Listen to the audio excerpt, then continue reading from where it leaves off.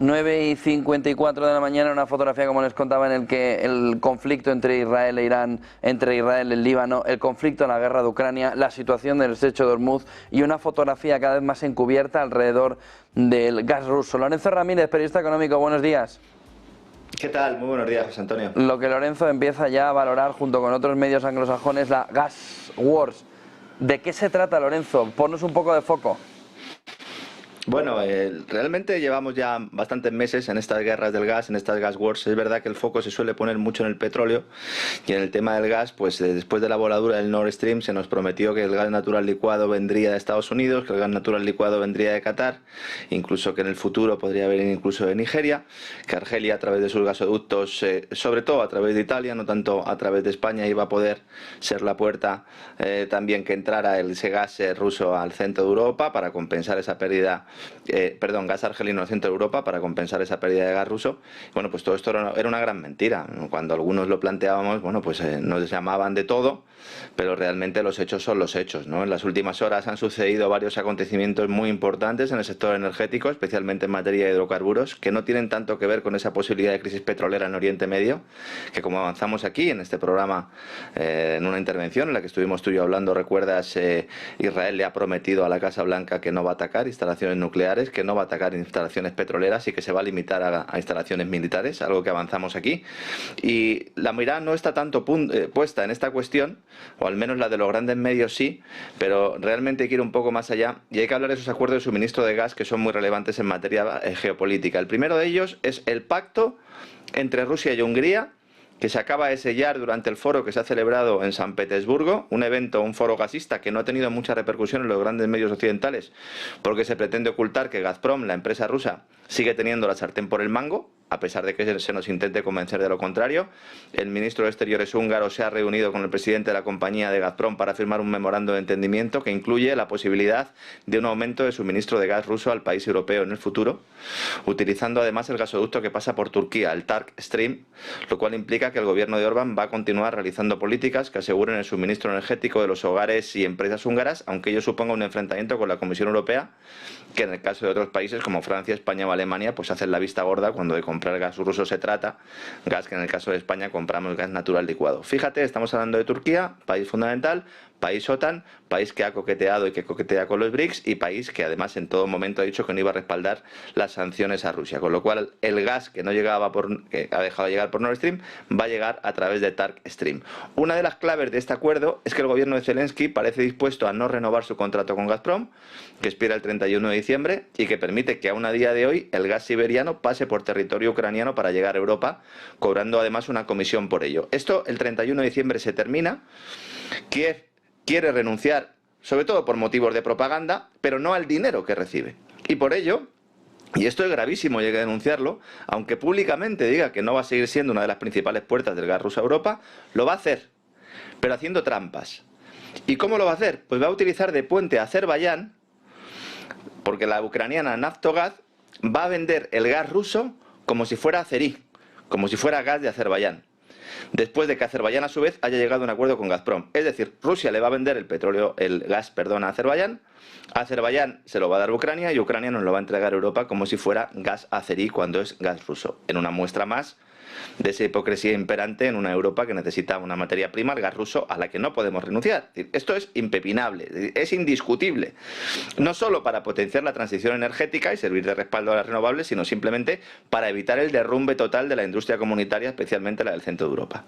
Y el tercer vértice de estas gas wars, de este triángulo, es China, que parece aplazar la puesta en marcha de un gasoducto muy importante, el Pabro-Siberia 2, después de que Mongolia, su territorio tenía que pasar, haya comunicado que se retira de la construcción por carecer de financiación. Un mensaje que a priori puede parecer bastante extraño, porque si el problema es el dinero, pues China podría poner su parte al ser la más interesada en que esta infraestructura salga adelante, pero hay otra explicación que yo creo que puede ser más certera, que es la falta de capacidad de Gazprom para financiar ese megaproyecto en la parte rusa, lo cual le obligaría a una de dos: o elevar su endeudamiento más de lo debido, o a pagar a China en especie con gas. Y es que hay una tensión también en intercambio de gas entre China y Rusia.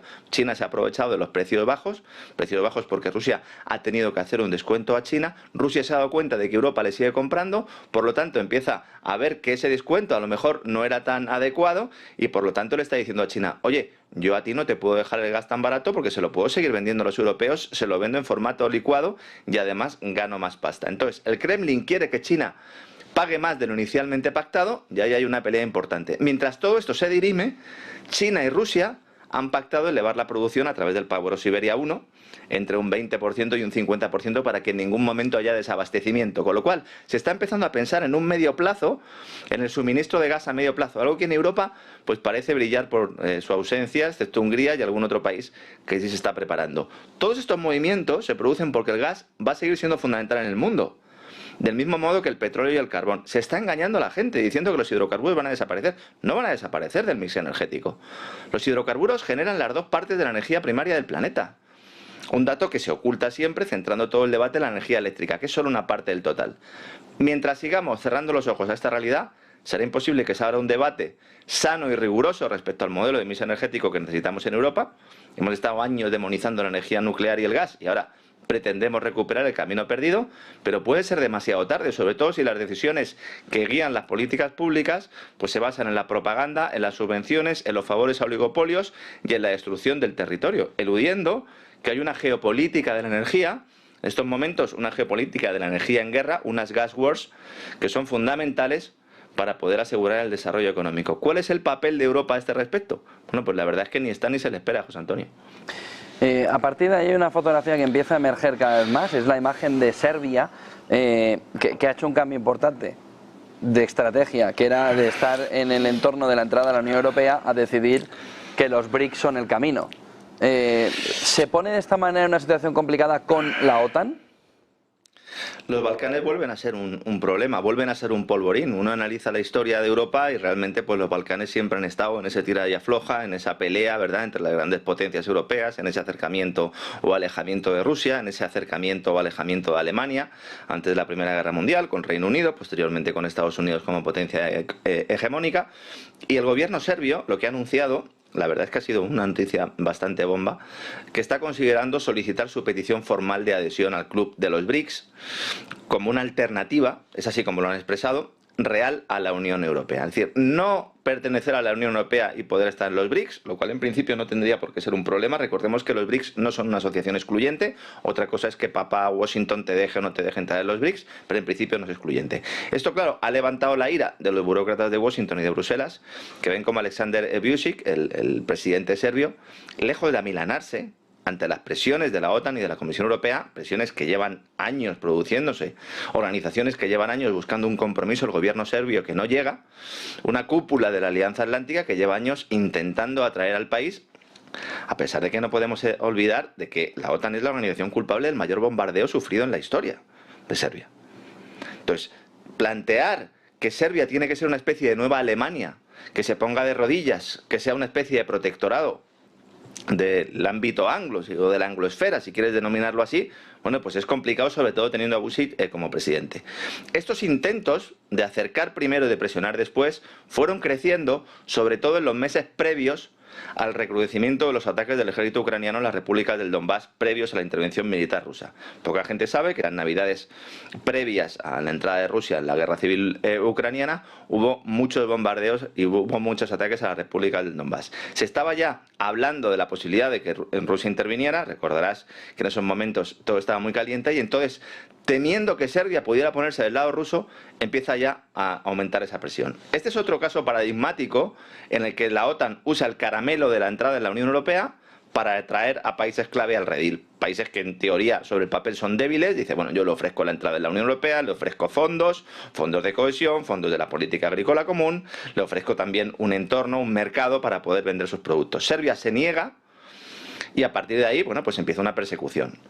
Cuando se produce la intervención rusa en la guerra ucraniana, o la intervención rusa en la guerra civil, como queramos denominarlo, Vučić se opone a las sanciones occidentales desde el primer día. Y entonces denuncia públicamente que Borrell y von der Leyen personalmente le han chantajeado e incluso le han amenazado. Estamos hablando de un tipo que asegura recibir 2 centenares de amenazas de muerte al día. Ya el pasado año se produjeron ataques contra ciudades serbias por parte de fuerzas policiales y del ejército de la provincia de Kosovo, que opera ayudado por soldados de la Alianza Atlántica, volviendo a agitar ese polvorín en esta región que históricamente pues, ha vivido tantas luchas y peleas intestinas. Entonces Vučić ha querido dejar claro que el gobierno de la provincia de Kosovo quiere que comience otra guerra, y casi se lo ha trasladado a los aliados de la OTAN. Es posible que hubiera una guerra en los Balcanes. Y para evitar esto, está diciendo Vučić, o yo me busco un padrino, o al final me dan un golpe de estado, en el mejor de los casos, o en el peor de los casos, me quitan de en medio, ¿no? Me pegan un tiro en la calle como a Fico, me ponen un coche bomba, como le ha pasado al director de la central nuclear de Zaporilla. Porque es que las fuerzas de la OTAN tienen carta blanca para realizar operaciones sobre el terreno. Ese punto caliente, ¿no? Un punto caliente que Occidente quiere evitar que caiga en manos de los BRICS, incluso ya desde antes de que entrara Rusia, como digo, en la guerra de Ucrania. Un Borrell que ahora se marcha y que quiere dejar esto más o menos solventado, ¿no? Borrell, en 2019, cuando fue nombrado alto representante de la Unión para Asuntos Exteriores y Política de Seguridad, ese cargo que ahora deja, él dijo, ese discurso es muy importante recurrir a él, porque era antes de que se montara todo el follón, incluso antes de la pandemia. Él dijo que tenía dos prioridades como representante de política exterior europea: Rusia y los Balcanes.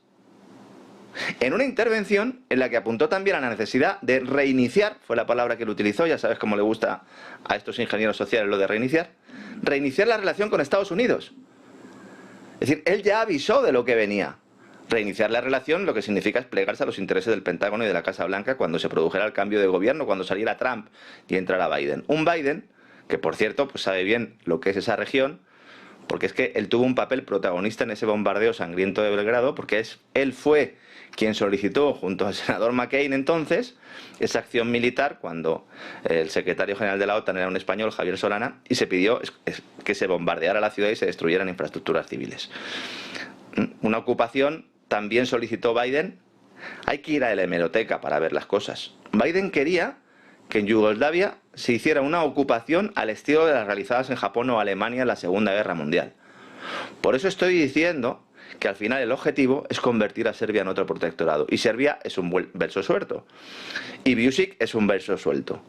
Y por lo tanto no va a querer pasar por ese aro. Por lo tanto, aquí tenemos otro flanco de la guerra entre Rusia y la OTAN, porque Serbia es el único país de los Balcanes occidentales que no se ha plegado a esa política antirrusia. Es el único que reconoce a Crimea como territorio ruso, y Moscú a su vez pues insiste en denunciar a Occidente por instigar el conflicto en los Balcanes y sobre todo vulnerar una resolución de la ONU, la 1244, que planteaba pues tener en cuenta plenamente los principios de soberanía e integridad territorial de Serbia.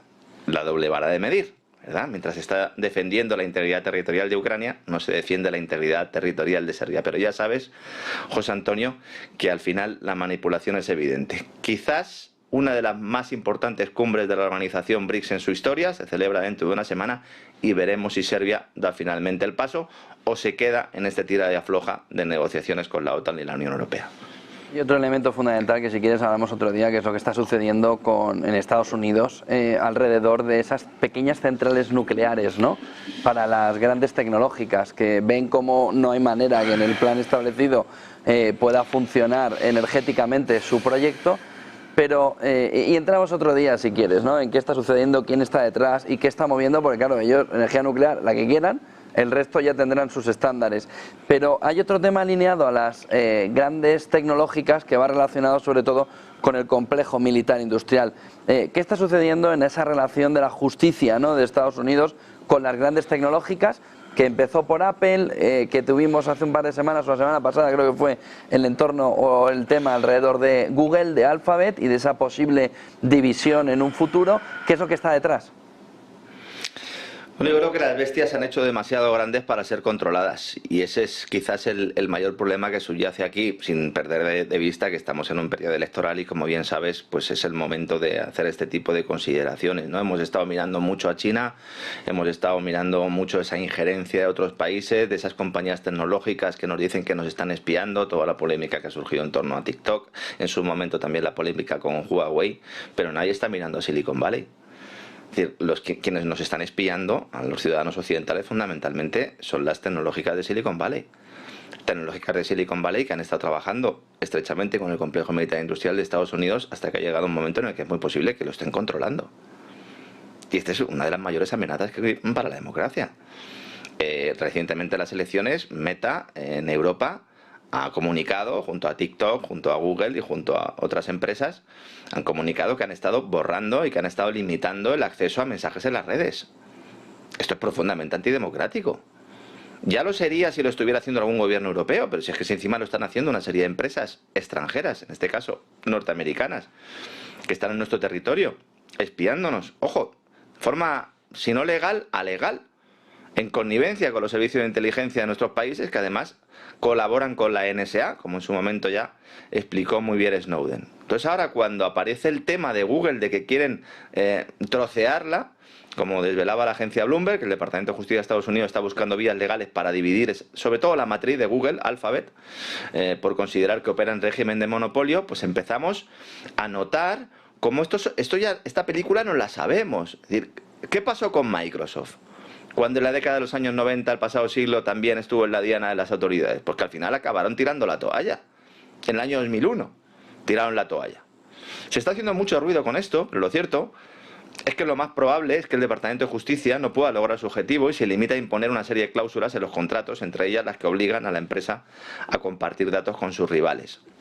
Sin embargo, lo que subyace aquí es el hecho de que Google se ha convertido en una bestia que ha crecido a los pechos del complejo militar industrial de Estados Unidos y que ahora el Pentágono y la Casa Blanca no pueden controlar. El genio ha salido de la lámpara. No hay forma de volverlo a meter en ella. Esa historia que nos han contado de que Google, hoy filial del grupo Alphabet, no surgió prácticamente de la nada, dos ingenieros, esto es completamente falso. Google fue impulsado por un tipo que se llama Eric Schmidt, que es un hombre destacado de ese estado profundo que toma decisiones y se mantiene con independencia de quien ocupe el despacho Oval, miembro de la Comisión Trilateral, miembro del Consejo de Relaciones Exteriores. De hecho, algunos piensan que puede ser el sustituto de Kissinger como jefe de estas organizaciones. Y Google es uno de esos ejemplos, quizás el mayor de ese complejo militar, industrial y tecnológico, del que suelo hablar a menudo, con esas líneas que se vuelven borrosas entre Silicon Valley y el Pentágono. El famoso buscador de Internet es una máquina de hacer dinero gracias a los anuncios y a los servicios en la nube, que son sus principales fuentes de ingresos. Pero si rascamos un poco en la superficie, vemos mucho más. Desde que este señor Eric Schmidt se puso al frente de la firma hace ya casi un cuarto de siglo, ahora ya está apartado, está realizando otros negocios. Por cierto, está en Ucrania probando drones. Pues mucho antes de todo esto, los fundadores de la empresa, Larry Page y Sergey Brin, que son los oficiales creadores de Google, ya recibieron la visita de los señores de la Agencia de Proyectos de Investigación Avanzados de Defensa, el DARPA, esta agencia que algunos consideran el cerebro del Pentágono, ¿no? Y es cuando llega Smith, cuando Google y la NSA, es decir, el espionaje norteamericano, caminan de la mano. Y a partir de 2010 llega un tipo que se llama Jared Cohen, procedente del Departamento de Estado de Estados Unidos, donde había ejercido de consejero de Condoleezza Rice y de Hillary Clinton. En ese momento el Departamento de Estado estaba controlando Google. ¿Está ahora controlando Google el Departamento de Estado? Esas ONGs que cuelgan de Alphabet y que cuelgan de Google y que están sospechosamente siempre presentes cuando hay un cambio de gobierno en algún país en el que tiene intereses la inteligencia norteamericana, ¿está siendo manejado por el propio Departamento de Estado? Bueno, pues cada vez hay más dudas y cada vez hay más voces dentro del Pentágono, dentro de la Casa Blanca, que dicen que hay que meter en vereda a Google. ¿Es esto lo que subyace detrás de esta acusación? Seguramente no llegue la sangre al río. Aunque el Departamento de Justicia tuviera éxito y se troceara la empresa, que no crea nadie que va a desaparecer ese poder encubierto, simplemente se va a transformar. Es posible que cambie de manos, pero va a seguir realizando esa actividad que permite, en palabras, como decía el fundador de Wikileaks en su libro sobre Google, tiene un libro muy interesante sobre esto, Google hace muchas cosas en muchos países que la CIA no puede hacer directamente, y lo hace Google. Entonces, hace falta abrir un debate sobre todo esto. No podemos temer solo con razón a las tecnológicas chinas, porque puedan tener demasiado poder en nuestros países. Tenemos que quitarnos la venda de los ojos ante unas empresas que llevan desde que se crearon espiando sin tapujos a los ciudadanos del viejo continente y no lo hacen de tapadillo, sino en colaboración con los gobiernos de nuestros países. Y esto de vez en cuando lo sabemos cuando un espía pasa información, cuando salta una noticia, cuando Edward Snowden cuenta lo que contó, cuando leemos algunos correos de Wikileaks.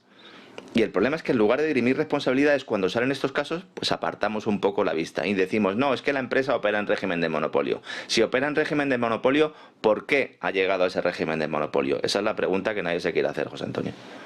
Y aquí en España vimos una crisis política importante, nos llevamos meses y meses y meses. Yo tengo una pregunta, Lorenzo, ¿cambiaría algo si Feijóo llegara a la Moncloa? Sobre todo en lo económico. En lo económico, vamos a ver, sobre el papel, si hiciéramos caso a las promesas de Feijóo, en lo económico podrían cambiar dos cosas fundamentales, ¿no? Podría desaparecer esa inseguridad jurídica generalizada, quizás podríamos ver en el mercado inmobiliario pues que se rebajara un poco el estrés porque se pudiera poner algo más de suelo disponible, porque se pudieran acelerar los trámites burocráticos para construir. En el tema fiscal yo ya no me atrevo a decir nada porque el Partido Popular siempre ha prometido que iba a bajar los impuestos y siempre los ha subido a lo largo de la historia, especialmente con el gobierno de Mariano Rajoy. Feijóo no tiene muchas diferencias con Mariano Rajoy, no solo de cuna, sino básicamente un poco en el enfoque. Entonces, yo la verdad es que soy bastante escéptico, ¿no? Ahora vuelven a sonar tambores de moción de censura al calor de los numerosos escándalos que salpican a un gobierno que está herido de muerte, pero cuyo presidente parece como uno de esos caminantes blancos, ¿verdad? De la serie Juego de Tronos. Es decir, ya le puedes tirar flechas, ya le puedes tirar mandobles de espada, que él continúa adelante sin modificar prácticamente su expresión facial. En cualquier país medianamente serio, en cualquier democracia relativamente sana, Sánchez se habría ido ya hace mucho tiempo. Pero es que España no es una democracia sana. España no es un país relativamente serio. Más bien todo lo contrario, pero ya es de la transición. Estuvo muy lejos de ser modélica hasta nuestros días, pasando por unos gobiernos de un Felipe González y un gobierno de Aznar que, a pesar de sus aparentes diferencias, fueron marionetas también al servicio del Departamento de Estado norteamericano, que usó a España a su antojo hasta que ha decidido poner sus huevos en la cesta marroquí, país escogido por la OTAN para ser el baluarte de la alianza en el Estrecho y para contener la expansión de Rusia y China en África. Un proceso en el que Sánchez ha colaborado con la cesión del Sáhara Occidental. Una decisión que además no se tomó en España. Le preguntaban a Feijóo al respecto y dice, yo lo primero que voy a hacer si soy presidente es ir a Marruecos a presentarle mis respetos a Mohamed VI. Bueno, ¿en qué va a cambiar respecto a la política marroquí? Absolutamente nada. Otro gran elemento que ha permitido a Sánchez mantenerse en la Moncloa, su sintonía con von der Leyen, a la que satisface enormemente la capacidad del dirigente español para plegarse a los intereses de los burócratas de Bruselas. Esa Europa Next Gen, que pretende acabar con lo que queda de las soberanías nacionales, que promueve la Agenda 2030, la nueva religión pagana de los ingenieros sociales, para ser más solidarios, verdes, inclusivos, resilientes. ¿Feijóo se pone a esto? Tampoco. ¿Feijóo se opone a que nos roben la cartera y nos minen nuestros derechos y libertades individuales con este tipo de políticas? Tampoco. Mirando en clave interna, nos hacemos una pregunta. ¿Realmente alguien que esté medianamente informado piensa que con Núñez Feijóo en la Moncloa esto cambiaría? Algunos dicen, bueno, si Vox entra en el gobierno, se puede revertir algunas de estas tendencias. Es posible. Pero en lo referente a las alianzas internacionales no hay diferencias, porque todos sirven al mismo amo. Y además la ley electoral y la distribución de la administración territorial fomenta este pernicioso sistema. ¿Qué van a hacer ahora los socios de Sánchez? Pues aprovechar la debilidad para pedir el oro y el moro. Bueno, el moro seguramente no. Ya está diciendo Junts, oye, yo quiero más dinerito. La Fiscalía está pidiendo el indulto para Junqueras, a ver si lo pueden volver otra vez a poner en la cúpula de Esquerra Republicana y así puede apoyar el gobierno. Chantaje permanente del PNV, que sería la llave un poco, ¿no? Junto con Vox y con el Partido Popular para esa moción de censura. Junts y PNV dicen que igual presentan una moción de confianza, que no es lo mismo que una moción de censura. Entonces vemos como al final Sánchez sigue vivo, lo hemos dado por muerto muchas veces, sigue adelante, y recordemos que no es la primera vez que las investigaciones policiales cercan a un presidente destapando casos de corrupción. ¿Y qué pasó en anteriores ocasiones? Pues que lejos de pisar la cárcel o de abandonar el despacho de la Moncloa de forma precipitada, cambió el sillón presidencial por un puesto en el Consejo de Administración de una gran empresa, energética a ser posible, mientras se dedicaba a fumar puros y contar los ceros de la cuenta corriente a la sombra de las palmeras. Cuidado, que Sánchez, si algo ha demostrado, es que tiene múltiples vidas y sobre todo padrinos poderosos. Cuando estos padrinos, que no viven en España, decidan cambiar de caballo, lo harán. Pero solo cuando ellos decidan. y me temo que en ese momento pues no cambiará la situación gran cosa. Espero equivocarme, José Antonio. Antes de marcharte, solo 10 y 19, una última hora de la que quiero ver si nos puedes hacer una, mínima primera valoración. Von der Leyen propone establecer centros de inmigrantes fuera de la Unión Europea, última hora, al estilo Meloni. Dice una carta enviada a los 27, hay que trabajar en soluciones innovadoras. Von der Leyen, ojo, acaba de cambiar el paso.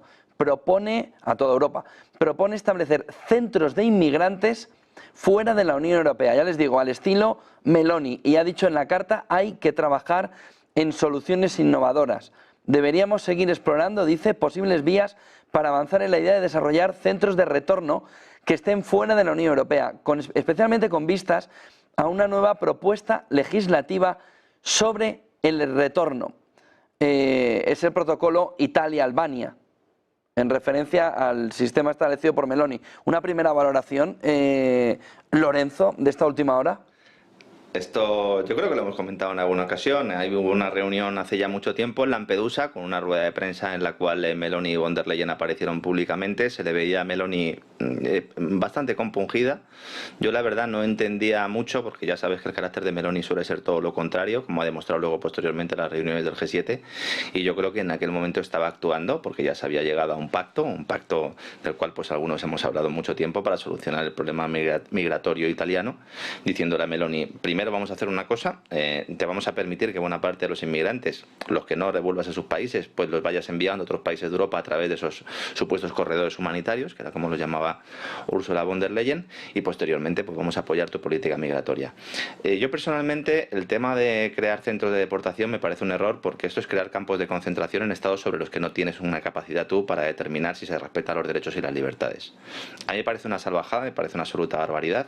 Es verdad que el problema migratorio hay que cortarlo. Es verdad que Meloni ha tomado decisiones muy acertadas, por ejemplo, perseguir a las mafias, dejar de subvencionar a ONGs que se dedican al tráfico de personas, no a salvar personas, al tráfico de personas. Orbán también ha estado mucho en esta línea, y creo que el camino va por ahí. Creo que el camino va por presionar a esos países de los cuales salen esos inmigrantes y que utilizan ellos prácticamente como arma. En España lo tenemos muy claro, pero creo que es un error crear campos, yo los llamo campos de concentración, porque evidentemente vas a tener un problema grave desde el punto de vista del respeto de los derechos y las libertades, y me parece que al final es crear un caldo de cultivo para un problema posterior. Espero equivocarme.